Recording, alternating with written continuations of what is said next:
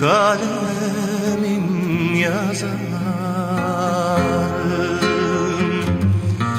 Öyle bir Osman'ın göğünü var bende, oy bende, yar bende.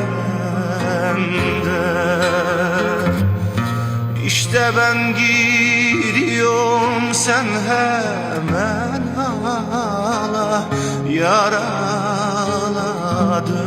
ağla.